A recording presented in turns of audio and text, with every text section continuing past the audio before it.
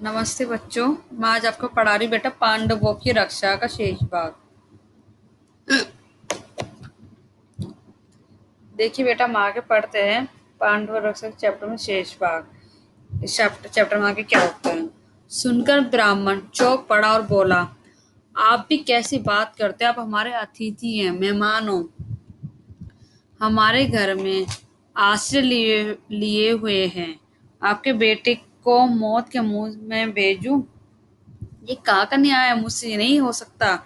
ये मैं नहीं कर सकता, बिल्कुल भी। ब्राह्मण बोलता है।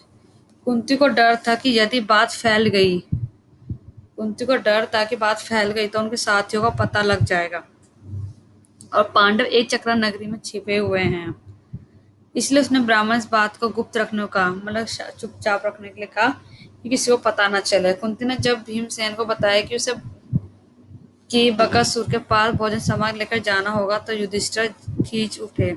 और ये तुम कैसे दुस्साहस करने चली हो माँ? मतलब मैं राक्षस को देना पड़ता था, ब्राह्मण की बारी थी। अपने परिवार को सौंप रहा था ब्राह्मण खाने के लिए, राक्षस को खाने के लिए। युधिष्ठिर को बताया। युधिष्ठिर कड़ी बातों का उत्तर युधिष्ठिर की कड़ी बातों तो देते हुए कुंती बोली, बेटा युधिष्ठिर, इस ब्राह्मण के घर में हमने कई दिन आराम किए हैं। इस ब्राह्मण हमने कई दिन आराम किए हैं। जब इन पर विपदा पड़ी, पे मुसीबत आई है, तब मनुष्य होने के नाते हमें इसका बदला चुकाना ही चाहिए। मैं बेटा भीम सिंह मैं भीम सिंह की शक्ति मैं बेटा भीम सिंह की शक्ति और बल से अच्छी तरह परिचित हूँ। तुम इस बात की चिंता मत करो। जो मैं वानवत से यहाँ तक उठा लिया है, जिसने एटीएम का वध किया है, उस भीम के बारे में मुझे ना तो कोई डर है ना चिंता। भीम को बकासुर के पास भेजना हमारा कर्तव्य है। भीम को मतलब उस राक्षस के पास भेजने की बात हो रही बेटा, भेजने का हमारा कर्तव्य है। ठीक है। इसके बाद नियम के अनुसार नगर के लोग खाने पीने की चीज गाड़ी में रखकर ले आए हैं। भीमसेन उछलकर गाड़ी में बैठ गया है। शहर के लोग बाजा बजाते हुए कुछ दूर तक उसके पीछे पीछे चले।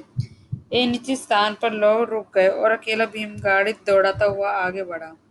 उधर राक्षस मारे भूख के तड़प रहा था कि कब आएगा।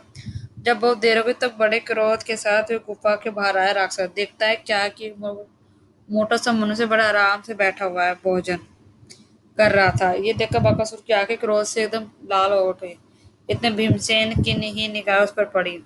उसने उससे उसका नाम लिया, पुकारा। भीमसेन की ये छिटाई देखकर राक्षस गुस्से में भर गया। इसकी इतनी हिम्मत कि मेरे से आगे इतना ऐसे कर रहा है ये। तो ये तेजी से भीमसेन पर झपटा। भीमसेन ने बकासुर को अपनी ओर आते हुए देखा तो उसने उसकी तरफ पीठ फेर ली और कुछ परवाह ना करके खाने में लगा रहा। उसने राक्षसों को इग्नोर मारा और राक्षसों को गुस्सा आता, क्रोध में था, बहुत ज्यादा गुस्से में था। खाली हाथों काम ना बनते हुए देखकर राक्षस ने एक बड़ा सा पेड़ जड़ से उखाड़ लिया। पेड़ उसने जड़ से उखाड़ लिया उसको फेंकने के लिए और हाथ पर उसे रोक लिया। भीम ने बाएं हाथ से रोक लिया पेड़ को। दोनों में भयानक मुठभेड़ हुई, लड़ाई हुई राक्षस और भीम के बीच में। भीमसेन ने बकासुर को ठोकरे मारकर गिरा दिया और कहा, दुष्ट राक्षस, जरा विश्राम तो करने दे। उसने कहा। भीमसेन ने, दुष्ट राक्षस, जरा विश्राम तो करने दे। थोड़ी देर बाद सुस्ताकर भीम ने फिर कहा, अच्छा अब उठो। बकासुर उठकर भीम के साथ लड़ने लगा।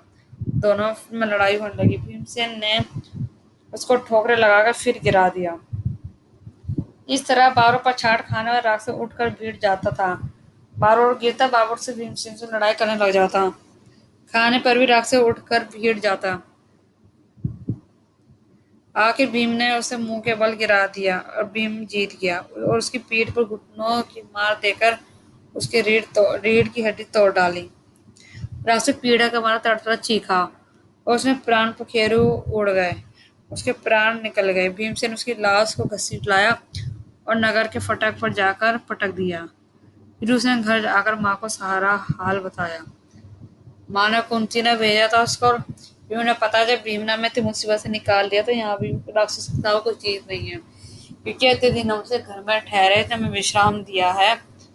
ये सब करते हुए उसने सब देखकर भीम को वहां भेज दिया, लेकिन भीम ने राक्षस को पछाड़ दिया और जीत गया। ठीक है बेटा। आपका चैप्टर पांडव से यही समाप्त होता है कि आपने देखा पांडवों की रक्षा कैसे की गई थी। शेष भाग कल कराएंगे आपको प्रश्न उत्तर। आज के लिए इतना काफी। धन्यवाद।